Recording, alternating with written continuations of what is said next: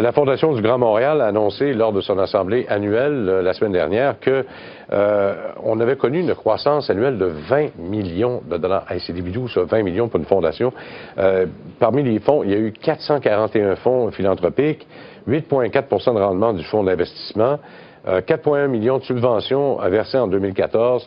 Il y a eu 319 organismes soutenus. Ça fait plaisir d'accueillir le président-directeur général de la Fondation du Grand Montréal, M. Yvan Gauthier, qui est avec nous. M. Gauthier, bonjour. Bonjour, bonjour. Belle année. C'est quoi le secret?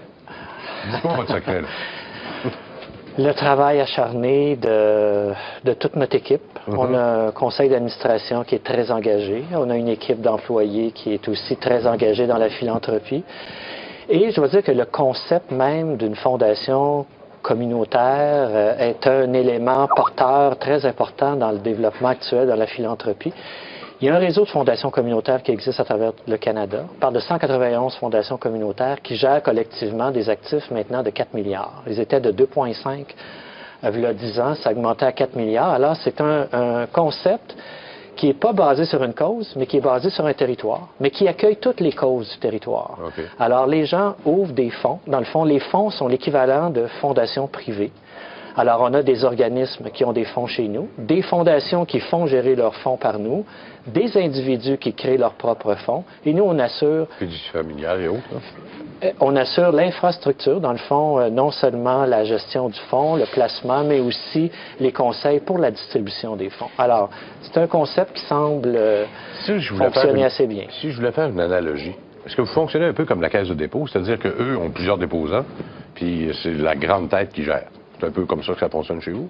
Bien, on aime beaucoup cette expression-là, puis on se dit même, on est une mini caisse de dépôt et de placement de la philanthropie, parce que notre mission, c'est la philanthropie. Alors oui, il y a une équipe d'experts, donc on a des gestionnaires spécialisés, on a même un actuaire qui évalue la performance de nos gestionnaires, on a un comité de placement de gens qui sont des experts, donc qui donnent des orientations, et un conseil d'administration qui gère l'ensemble de tout ça. Quand vous dites que vous avez connu une croissance de 20 millions de dollars, c'est la croissance du rendement ou c'est la croissance du rendement et des entrées d'argent par de nouvelles fiducies? Les deux. Croissance des actifs et du rendement, taux d'intérêt et valeur marchande des fonds. Parce que vous avez eu une croissance de 8,4 c'est où les priorités? Où vous avez particulièrement fait vos investissements? Dans quel secteur particulièrement? On a une politique de placement qu'on vient de renouveler, de modifier quelque peu. L'an passé, on parlait d'environ 48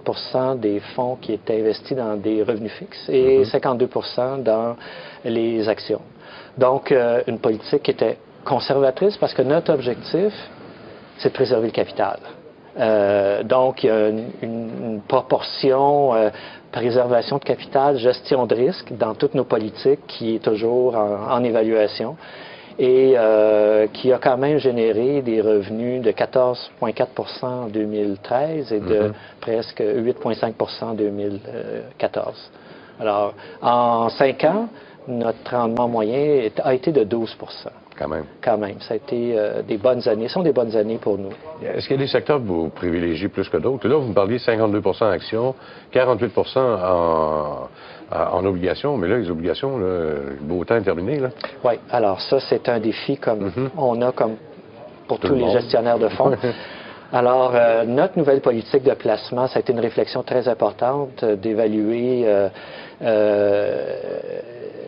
l'avenir des rendements dans les obligations et même dans les actions. Donc, on a accepté collectivement de diversifier davantage notre portefeuille, qui s'accroît, donc on est plus en mesure de diversifier.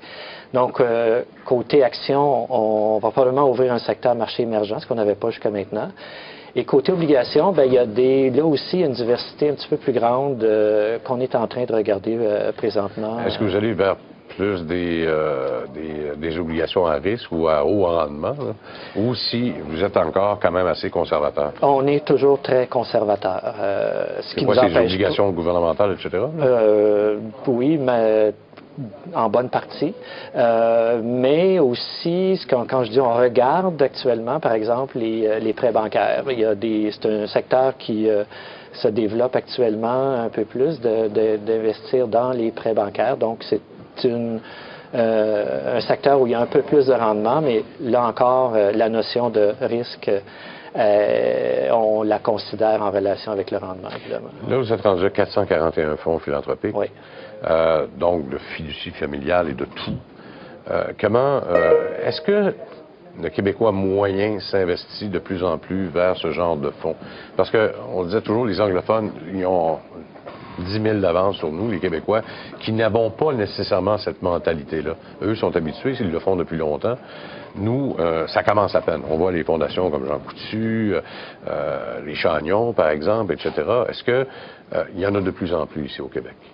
Je vous dirais que oui, parce que d'abord, notre seuil d'entrée, c'est 10 000 $. Il suffit d'avoir 10 000 $ pour avoir un fonds en son propre nom et commencer à donner à distribuer des subventions à partir de son fonds. Donc, le seuil est très accessible à l'ensemble de la population. Puis on sait que quand on fait un don à la Fondation du Grand Montréal ou à une cause, on a en général un crédit fiscal de 49 %, quel que soit le niveau d'imposition. Donc, il y a aussi derrière ça un geste que l'État reconnaît. Mais je pense aussi que la philanthropie, ça vient aussi d'une volonté personnelle de s'impliquer dans sa communauté.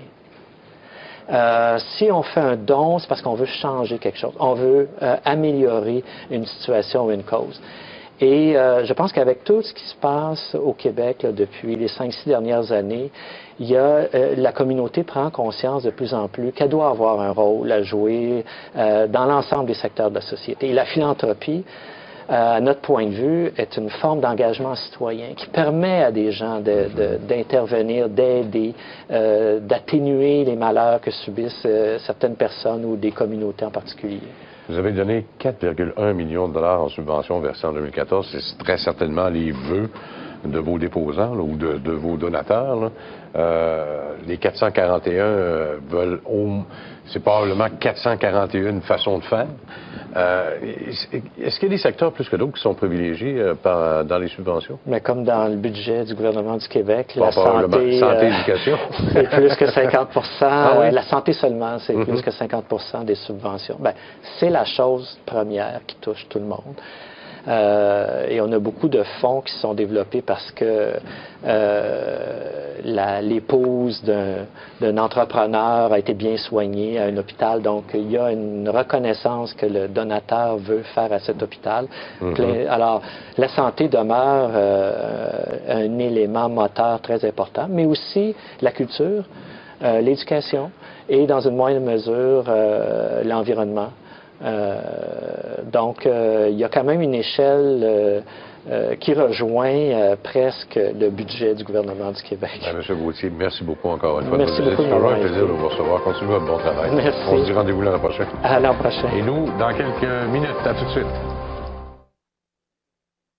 Pour joindre l'émission On s'investit, composez à Montréal le 514-524-3708, à l'extérieur au 1-866-450-3000 ou encore par courriel à onsinvestit@tva.ca.